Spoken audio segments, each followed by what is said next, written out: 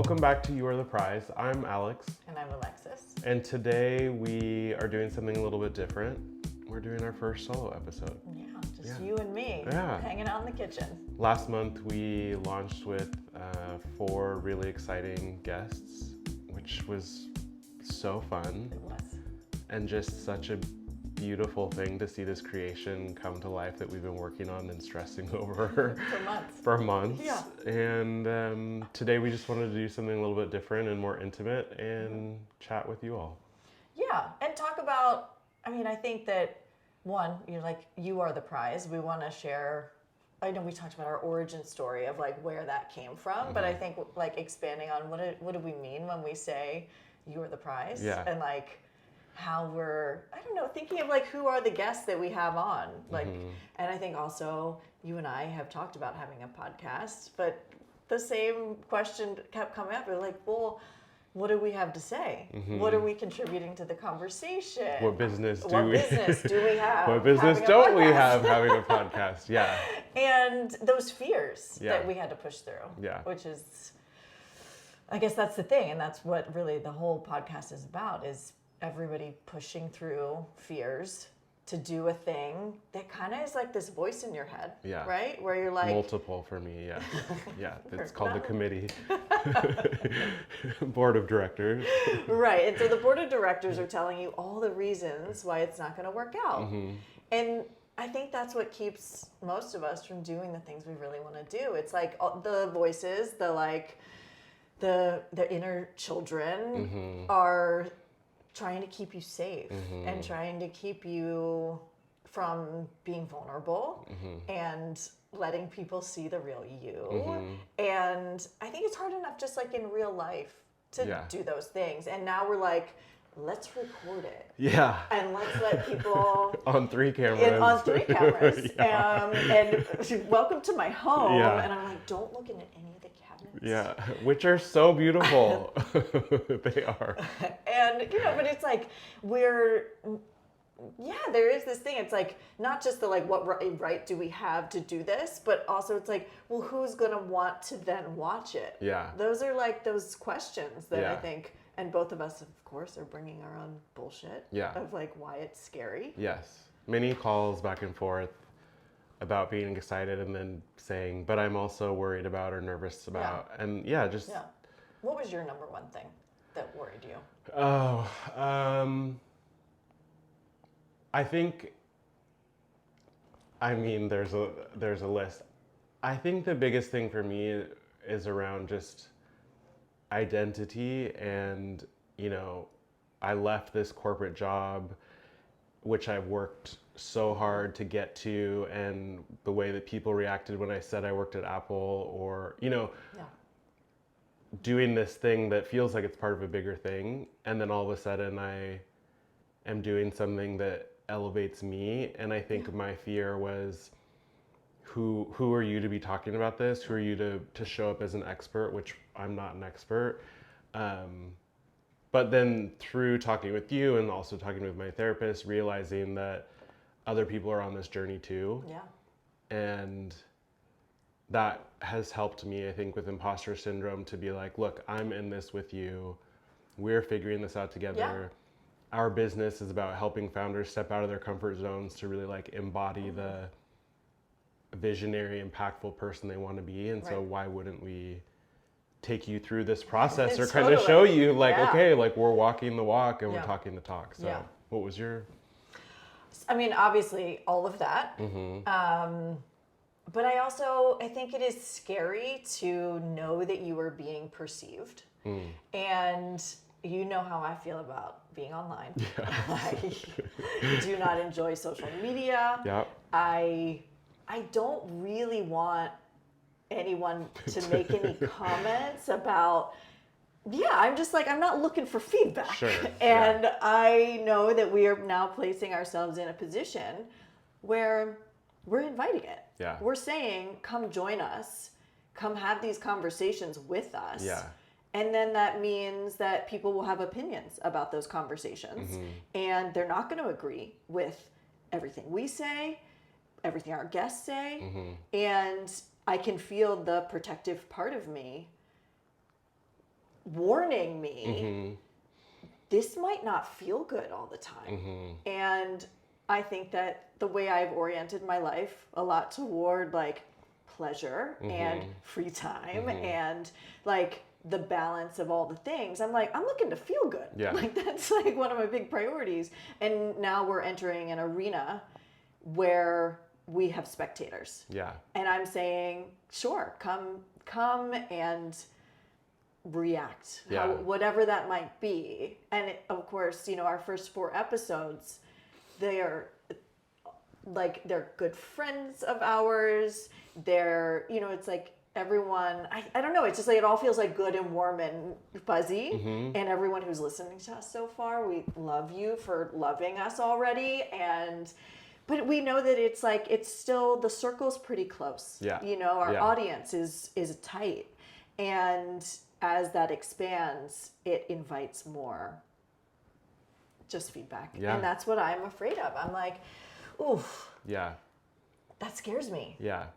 Although I think I told you the other day, I saw a post from Oprah's podcast. She had Adam Grant on there, and she asked a question about what was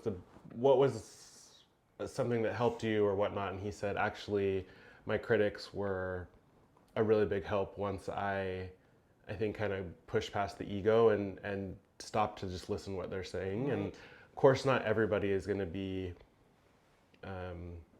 positive or trying to tell you something because they want you to be good. It might be just like, you're totally disconnecting with me, or you're out of touch. And his thing was, I took those critiques and I learned how to pivot and change and make sure that I'm thinking about those things. Right. And so I think that's what I'm trying to approach this whole experience with, is like, I am trying to show up as somebody who's going through this experience, and I am also open to and listening to how people perceive us, because I want to learn the things that they're wanting to learn, or I want to like look at my blind spots, and not like, you know, not like I need external validation and all that kind of stuff, but some of those guardrails are helpful. So right, there's a world in which some of that feedback is good. Yeah. And like good for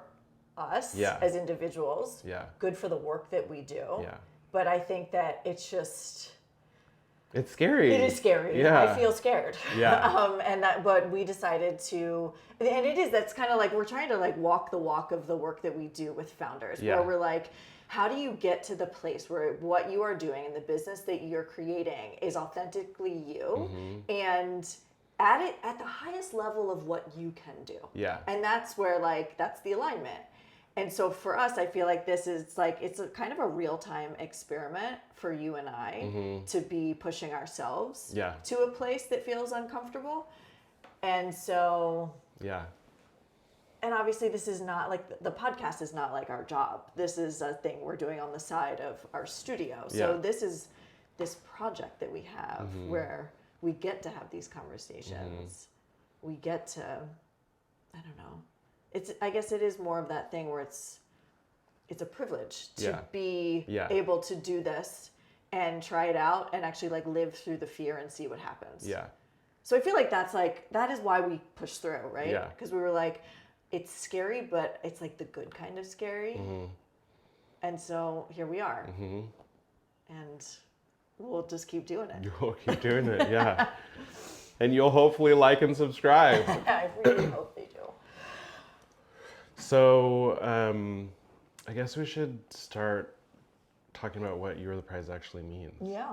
Because, okay, so part B to my biggest fear was saying this and people being like, that's so fucking cheesy. Yeah. Like, oh God, another something that could go on a t-shirt or whatever. And I think for me, You Are the Prize was born from a moment years ago where I was talking to a girlfriend at work. This was before you and I met. And again, I was lamenting about dating or finding somebody. And our chief creative officer kind of turned to me and was like, but Alex, you're the boyfriend that you're looking for. You're the, and it just like reframed my thinking about looking for something outside of myself versus looking for something to complement the journey I'm on to be whole or whatever. Yeah. And then, as we talked about in the first episode, you know, in a conference room with Amanda, You Are the Prize was kind of born. And but that's where it comes from for me, is just this reminder that this journey that I'm on is self-discovery and being in touch with myself and not second guessing if I'm going on a date or if I'm interviewing for a job or something like that, but just remembering, like, no, you're in this place for a reason. Yeah.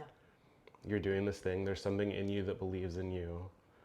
So, like, keep going and see where it goes. And I don't know, what does it mean to you? Well, it's funny because when we talked about having a podcast, it was like settling on the name somehow was like the easiest part. Easy. I don't even really remember that conversation, or if it was like much of a debate. It was like, oh yeah, that's actually great. Yeah.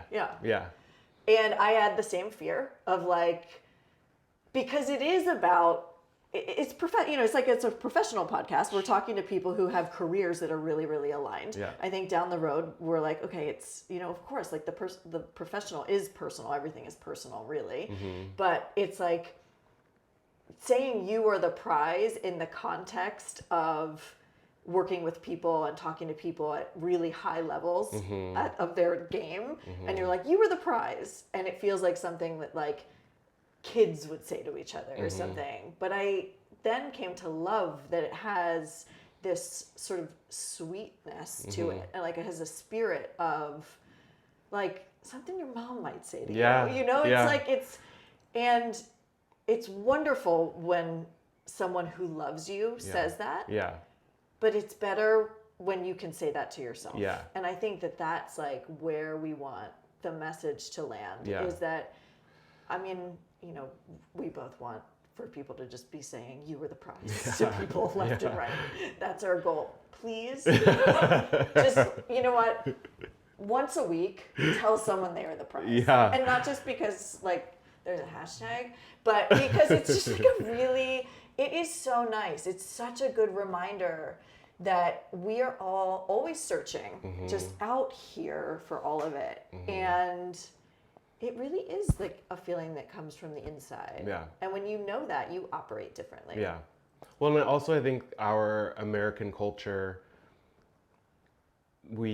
everything is a competition. And everything that you look at outside of yourself, you compare yourself to. Yep. And you inevitably feel, I'm not as good as the Joneses because they got a new car. Right. Or I'm not as good as, Julie because she got promoted and we were going up for the same thing and I must have done something, and then you just start. Yeah. If you didn't win, how can you be the prize? Yeah. Versus, no, I'm the prize no matter what happens. I know that I'm not going to keep giving up on myself. Yeah. The thing that I want to compare myself to is the next iteration that I want to be, or not compare and just be happy sitting with, the greatness of who you are, which sometimes doesn't feel like greatness. No. There are, like, many days where I get up or I'm still in bed and I'm just like, oh God, like, I gotta visit the world again and do this all over. And then I have to remember, like, to look at nature and how great of a blessing it is to be able to see and experience and, all those things. So, okay, well, I think that's a good, actually, like, to get into the conversation that we keep having around alignment of, like, what does that feel like? Yeah. Like, on the days when you wake up and you're like, yeah, I'm the prize. What did those days feel like versus the days when you're like, I must visit the world? I mean, honestly, today, we were talking before we started, like, I got up this morning, I knew I'm not a morning person, and I knew I needed to be here by 10, and so I started, okay, it takes 30 minutes to get there. That means I need to leave my house at 9:30. It means I need to get up, take Remy for a walk, and have breakfast. And so it was like, all right, you're going to get up at 7:45. And I woke up this morning excited to make French toast, excited to have some time with Remy, and then get this going. And it just felt natural and a flow, and it wasn't dragging myself out of bed. Yeah. It felt really good. Yeah. And so the second part was, what is it when I don't feel alignment? Yeah. What's the difference? And do you know before you even open your eyes? No. If I haven't had a good night's sleep, then yeah. Which, like, all those things that everybody says, you need to have a good night's sleep, you need to drink water, you need to eat, those really do contribute to, like, really does. Feeling good in the morning.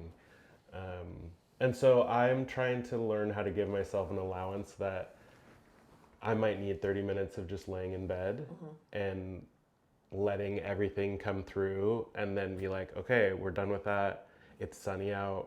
Remy's excited to see you. You get to go walk around at a park. Like, it's like a mini gratitude list. It is. Yeah. And then through the day, it's trying to hold on to that when, you know, I'm looking at bills, or we're trying to figure out how to post reels for the first time, and shit hits the fan, and I'm having a meltdown and crashing out about, oh my God, this thing that I'm attached to for 48 hours a day, and I don't even know how to use it anymore. So it's just like, it's a constant, it's not I think people don't realize that it is work to believe in yourself and to sit and be present and not think so much outside of yourself. Right. I mean, it's like the happiness thing. It's like, it is not a place you arrive to. Yeah. It is a constant, it's an ebb and a flow. Yeah. And I think to, like, remember like, you were the prize. Yeah. Is you have to, like, return to that. Yeah. Numerous times. Yeah. Like, throughout the day, but I think it's one of those, like, good mantras to have versus some of the other mantras that I have that are not good. Yeah. They are not good. But I think it is a nice reminder of that. Yeah. And my therapist says it's not how far or how often we fall, it's how quickly we pick ourselves back up. Yeah. And that has been a real guiding light, and reminding myself that, like, I don't have to stay on the ground just because you fell down. I fell down. I can get back up. Yeah. Or if I need to, like, get a pillow and a little blanket and lay on the ground. Just enjoy it. And just enjoy it for a minute. Maybe that's what I need. Yeah. And then, but it's not the end of the world, or that's not going to be a forever state. Right. Yeah. What about you? Oof. So it's funny. I'm like, I can tell you exactly how I know I'm out of alignment. Okay, what's that? Because I have really, really strong physical reactions to things. Yes. I have told you this, and I'm about to share this with the internet, which is truly my worst nightmare. But when I am stressed out, I get eczema. I get a rash. It'll just be, like, in a random place, and to the point where I have had, like, an eczema flare up, and then I can't like pinpoint, like, what it's about. And so I start scanning my world, my life, the people who are in it, the things that I'm doing, how I spend my days. And it is literally a warning sign from, like, my body is, like, doing a flare. Yeah. And I have to go seek out what it is. Yeah.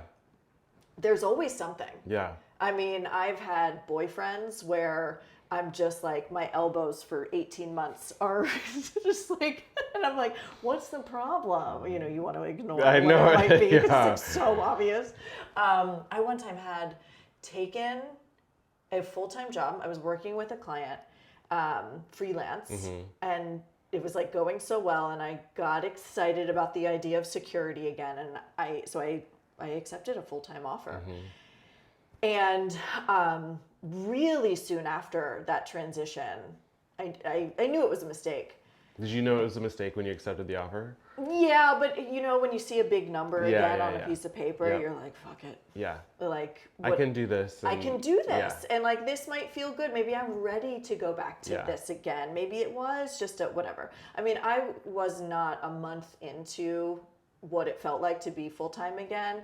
I started having itchy hands and itchy feet. It was like, I was taking, like, your palms, my palms. Oh, the worst. Literally, you can't ever itch that. I was like, my palms. They weren't red. They were nothing. It was just like, And I was taking Benadryl every night to go to sleep because that it was a good sleep. Though, but I was itchy. Oh yeah. And I had to resign.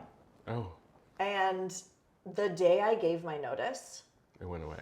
It went away, and it never returned. And I was like, oh my God. Did you make the connection with what was going on physically with the, I was like, oh, I think that this is not fixable. I think I really made the wrong choice here. And I was, and I was so certain, and it was like one of the best conversations I've ever had quitting, which I think we've mentioned I love quitting things. So there is I get on the call, I've got notes on my phone. I was like, here are all the reasons this is okay for me. And it's like to the point where the CEO was like, I get it. And it was, and it was like everything in my body just relaxed. And I think for me, realizing that I do have such a body radar, that I now can just sometimes wait to see if anything's popping up. I mean, that I told you this, I think that's fascinating that your body is so in tune with that, because I'll go months and be like, what is going on? Because I guess my body reaction is just anxiety, and I feel where do you feel in your body? Like my chest is on fire or whatever.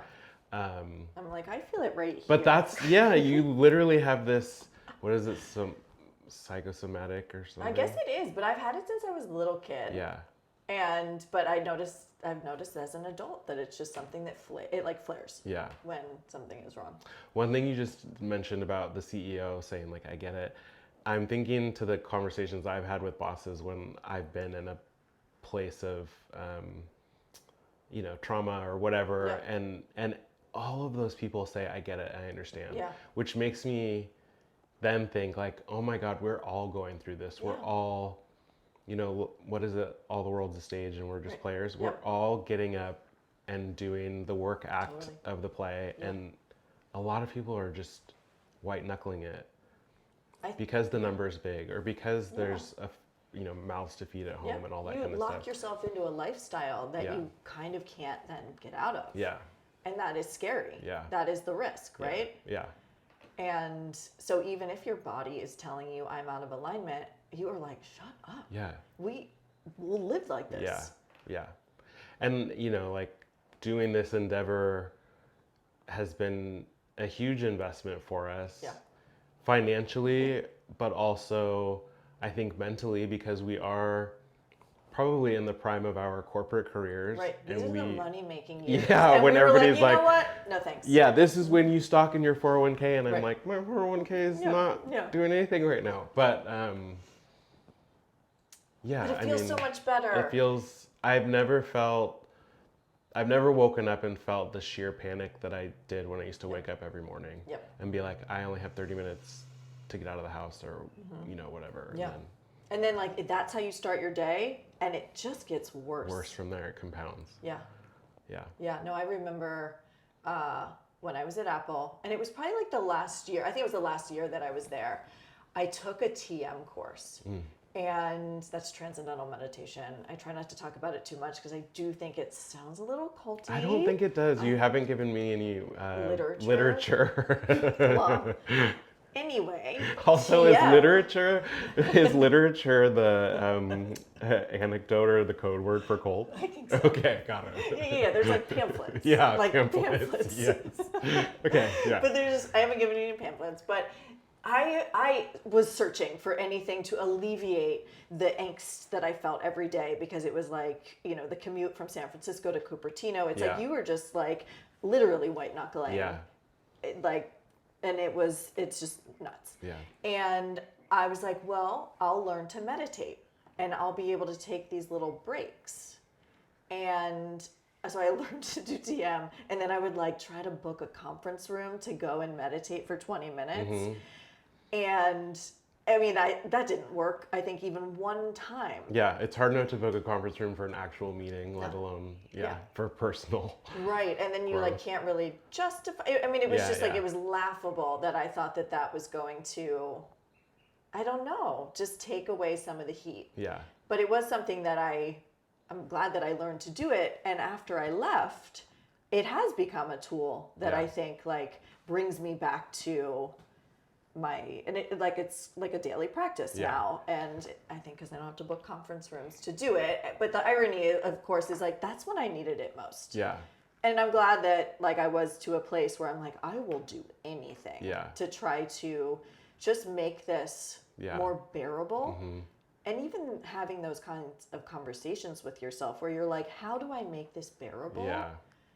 But I know so many people feel that way about their jobs. Yeah. I mean, about their jobs, about their lives, about their relationships, family, yeah. And it's like, that should not be the bar of like, how do I make this bearable? And that is how it feels on so many levels. Yeah. And we've joked about this, but like our other secret goal of the podcast is to get you guys to quit jobs that you hate. Yeah. Because I do think that like, and yes, there is privilege to be able to like quit a job and take a chance. It is scary. It is scary. And it's like, that's the thing. Like, I'm like, I want people to know, like, this is like, we are taking a risk and we're seeing like, on ourselves though. On ourselves, which feels like that is a risk worth taking. Yeah. And it feels exciting versus anxiety producing. Yeah. Which is physiologically the exact same thing. Like, it's just about how you label it. Like, excitement and anxiety are like physiologically the same. Yeah. But I feel mostly in the excitement category. Sometimes, like, I think before we record, or maybe before something goes out, or it's on social media, it's like I feel a little of the anxiety. But I saw something that's like anxiety questions intuition is a statement or something. Do you feel intuitively like that's stronger than your anxiety? Like anxiety more of a momentary thing and totally. Okay, yeah. Yeah, the anxiety feels more like, oh, it's the anything could happen. Yeah. What if it's bad? It's fight or flight. Yeah. Yeah. Yeah. Going back to TM, do you do it every day? Yeah. Same time every day? Ish.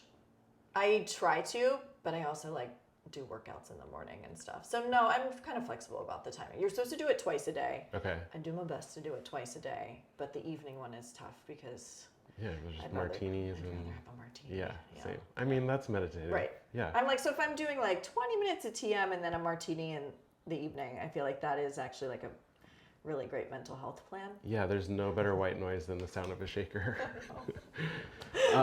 Truly.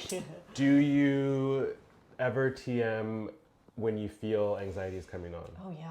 Oh, if you ever see me with my eyes closed, know that I'm doing my little mantra. If I'm on a flight and there's turbulence, I am inside. I just go inside. And how quickly does it work? Very. Yeah. Yeah, I need to. I finished reading Joe Dispenza's book at the end of the year, and I downloaded some meditative.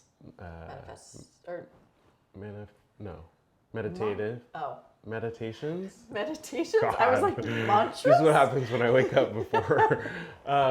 Meditations, and that's something that I want to do this year is get into that practice. TM specifically? I'm not opposed to it. Yeah. I think I just need to start sitting with myself in silence. Yeah. I don't know if layering like something to learn on top of that. Yeah.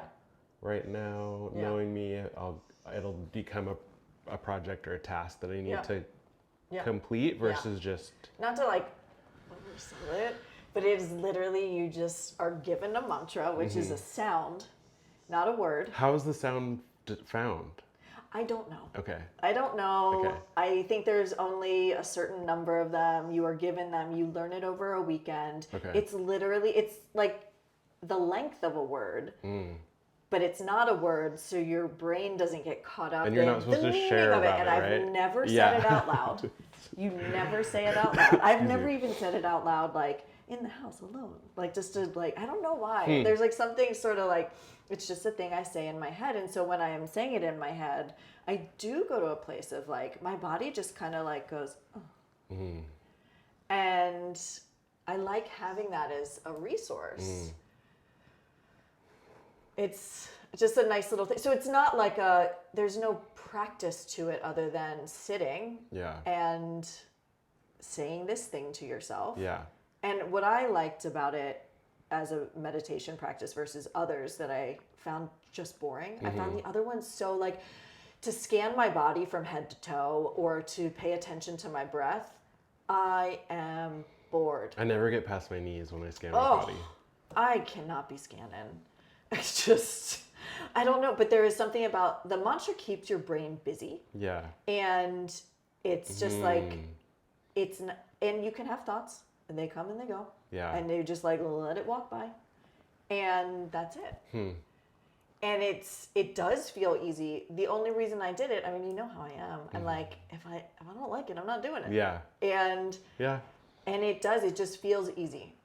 Okay. And so it's not like a practice you have to learn really. It's just like, it's like somebody tells you a sound and now you get to make that sound. And it's, for some reason, it's like a pleasurable sound to your brain. Okay. So, okay. Now I'll that's... look into it. And if you want to donate... No, yeah, we need new Rolls Royces. So.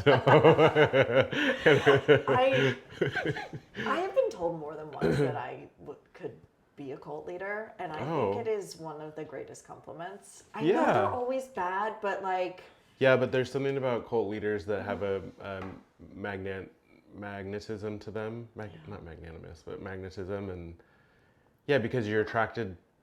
I don't want to... Here we go. Here we go. First cult episode. Anyway, yeah. Excuse me. But yeah, maybe we'll start a cult. Yeah. You were the prize. Yeah. So what are some times that you felt like the prize? Oh, these are some of my favorite kinds of things to think about because I'm like, oh, when do you feel the best, and like how do you orient your life to have more of those experiences? And this is something you and we talk about a lot, of like being on a dance floor. 100%. That is... Yeah. Give me Donna Summer, MacArthur Park. I'm transported. Yeah. No matter what is happening in life, it's like good or bad, the answer to me is a dance floor.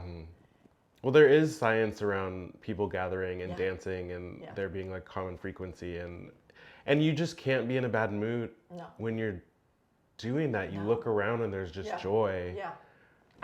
There's always a girl crying at the club though. Wow. There just is. There's always... So that's not totally true. You know I'm right. Yeah. Not no. But overall, it is. It's like, and I think what I also love about it, it's like, it's not about being the best dancer or being the hottest person in the room or the coolest or any of the things that are these external like prize things. I think what makes a dance floor so... it just like I get excited just thinking about it, and I'm like, when are we dancing next? Yeah. And it really is like when you're with yourself, and like, yes, you're with your friends, and there's the music, but everyone's having their own individual experience. Yeah. It's like you're having your own party, but you're at my party, but you're having your own party, so I'm at your... Yeah, it's just weird. Yeah. It's the best. Yeah. So I feel like the prize always on a dance floor. What else? I don't know. I guess it does come from external stuff. I think about the times that I have felt like most like the prize, and I'm like, oh, girl. Like, I felt like the prize on my wedding day. I felt like the prize. But why is that external? Because it's like, you're getting married, so it's the ultimate. Look, this man chose me. I'm doing it. Finally, I get to cross over into the threshold to security, whatever that is. And like, that did feel like, that is literally the day that you're told is like, it's your day. It's your whatever. And I mean, we could do a whole episode about that. But, it's like, I think I did feel like I was the prize on that day, and it's like everyone's supporting you, everyone is excited for you, and even no matter how you might feel, other people celebrating you, kind of, you're like, oh yeah, and it like kind of ruffles your feathers, and you kind of are like, oh yeah, and then like getting a job offer, and it's like, it is the external stuff. I think I have to work to feel like the prize on more, but honestly, and this is gonna sound cheesy, but I'm like, us doing this feels aligned. Like, this feels like, oh, because we're taking a chance on ourselves, and we are doing something that's scary, that it reinforces this belief that I'm someone who values risk taking and adventure and challenges and these things that I like to believe about myself, but sometimes I wonder if they're true. Doing this together and even starting the studio together, it's like, that's the kind of person I want to be. And so when we do these things, then it reminds me, like, hell yeah. Yeah. You're the prize. Yeah. Yeah. What about you? Obviously the dance floor. I think like a few times that really stand out are when I was a kid, and you know, when we talked to Maurice, he talked about being balls of intuition when you're younger, and all the world's your stage, and doesn't matter what you're doing, it just feels like everybody is there to watch you and support you, and not that the external validation, but it's reaffirming or something. Because hopefully people aren't telling kids like, you know, knock it off, you look stupid. They're like, you're in your element, you're doing your thing. So over Christmas in my stocking, my mom found my wand, my wizard wand. When I was, you bring it? I know, I forgot. But I used to have that and my cape, and you couldn't tell me anything. When you were in that. I was, you know, a vampire, or I was Jafar, or I was, you know, a wizard, or I was something, and just like watching the cape flow behind me. Like, I wished I had a hall of mirrors, just, you know, that feeling of just like so easily stepping into something that just was the epitome of joy. Yeah. So growing up, I was a bit more, I guess, of a performer, you know, like those kinds of things. So as a kid, that has always, you know, stood out to me. Halloween, and anytime I do drag, I always feel I just step into this other persona. Her name's Shalita Buffet. And Shalita Buffet. I just wanted to say it. God, that's good. Shalita Buffet. But like that always, like, I think I was in 5th grade and I wanted to go as Oprah, as Sophia from The Color Purple. You know, and I was like, I had the gray wig, I had everything. Wait, how old were you? I think it was 5th grade. That is wild. And and it was just, I just was like, this is who I want to be. I don't know what it was about. I can't remember what it was about her specifically, or if it was just a way for me to dress in drag and like have it be funny because it was an older woman. Anyway. Sure. But, you know, moments like that, you know, I love Beyonce, and most of my Halloween costumes are some reinterpretation of her album covers or something. Sure. And that creative process always feels so rewarding because it's coming from inside me, and it might be 2 days before Halloween and I have no idea what to do, and then all of a sudden this entire outfit and persona comes together, and character, and it just feels like it's coming from some other planet. And then to see the joy in other people seeing me do that makes me feel like, okay, I'm in alignment, or I am the prize, because I'm actually doing this thing that is so authentic and coming from inside me, and the reaction from people is so much joy and love and light that I'm like, yeah, this has to be something, you know, good. So I think with jobs, the number, because I, you know, grew up with a scarcity mindset, or, you know, we were by no means, you know, wealthy at all. We made it through, but, you know, having a big number in front of me was like, okay, you're going to be able to take care of yourself. You're going to be able to take care of your family. But if I'm honest, the job was always a source of anxiety. Because I was like, I'm going to have to shrink or conform or To be able to keep this. To be able to keep this, or, you know, one of my reviews one year was that you're great, but you're sassy. Which sounds like two positives to me. And like, it's funny because the sass has curried favor, or, personality hire or whatever. And so it's like balancing how much do you want me to be me, and how much do you need me to just like fall in line. So the job stuff is weird. This feels the most aligned. Yeah. But I think it's because I was intentional with setting out to what I wanted to do. Yeah. And so it wasn't just having free time, it was wanting to have meaningful experiences and exchange knowledge in the hopes that I would be a better person for it, and then the people that I have conversations with are also, and I'm learning and all that kind of stuff. So those are times where I felt like the prize and very much aligned. And again, this endeavor that we're doing feels, really just like, I don't want to say what I should be doing, trying to, the should monster. Yeah, but I think if the should is coming from inside. Yeah, well, I mean, the voice is always coming from inside. Sure, but sometimes those voices like aren't even ours. I mean, we've talked about this, that it's just like that internal monologue isn't always you. Yeah. It's like, it's society. Yeah. It's things you've heard from your family and just the circles that you're in. You know what I mean? It's like really figuring out that like, okay, well, we both think we should be doing this. That feels right. Yeah. Because like, Yeah.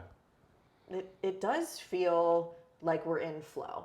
It does feel like 42 minutes have gone by, and it's like we get to do this. Yeah. Yeah. Yeah. And that's a gift. It is a gift. Yeah. Yeah. I'm very grateful for it. I like having these conversations. I do too. Yeah. I think we'll do more of these. Yeah. More of the solos. Yeah.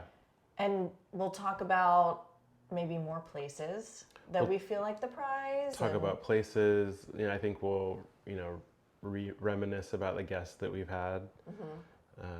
I'm excited to start some sort of a book club or something. Yes. Yeah. Yeah, we're both always reading. Yeah. Yeah. And things to like bring to the table. Yeah. And we also want our audience to bring stuff to us too. I think if there's anybody that like you want to hear from, that you think is the prize. I mean, honestly, wouldn't it be great to have people nominate people in their lives who they think are the prize? Yeah. Yeah, I know that we will have many conversations with a range of people, and something that's important for me is that we keep a nice balance of normies, the everydays, excuse me, and sprinkle in, celebrities or people of note when it makes sense, because obviously they are stepping out of their comfort zone, or they're doing something, they're on a platform or whatever. But I think, even more powerful, the 4 conversations we've had with our friends and the feedback we've had from people that have watched it has been seeing themselves in those conversations. And and so I want to, reflect on the goodness of that, in some of these solo episodes, and also share about the things that we're struggling with. Totally. Because this is scary and big, and not every day is amazing. Most days, I would say, at least when it comes to this, feel. Yeah. I've never walked away thinking like, oh, how are we going to get through this? No, it's just fun. It's fun. It's a good challenge, and it's exciting and thrilling. Not so much scary, I guess. Yeah. Yeah, it's more of the excitement than the fear. Yeah. So you had said... I said I did not want feedback. Yeah. But we're opening the lines because we do want to hear from you guys. So how can they get in touch? You can find us on Instagram at youaretheprize _ pod. You can find us on TikTok at youaretheprize_pod. You can also email us at hello@studio-stab.com. And send us questions that you'd like us to answer, or if... We would love to give advice, really unqualified advice about, I don't know, anything. You have an outfit you're not sure of? We'll tell Send you. us a photo. We will tell you that you are the prize. Yeah. Right. Or if you just want compliments, if you want to be told that you are the prize, please feel free to get in touch. Well, I mean, we might need to start an OnlyFans for that. Oh, yeah. Yeah. Oh, yeah. We'll let you know when we have new platforms. Yeah. But thanks for joining us. We are really excited and grateful that you are part of this journey, and look for us next Thursday. Thanks for joining us on another episode of You Are the Prize. Until next time, go do something that feels like you. And we hope that means liking and subscribing. Find us on Instagram, TikTok, and YouTube. And don't forget to check out our other episodes wherever you get your podcasts. This has been a Studio Stab production in collaboration with the Champ Effect and Alt Entertainment. Original music by Scott Martin.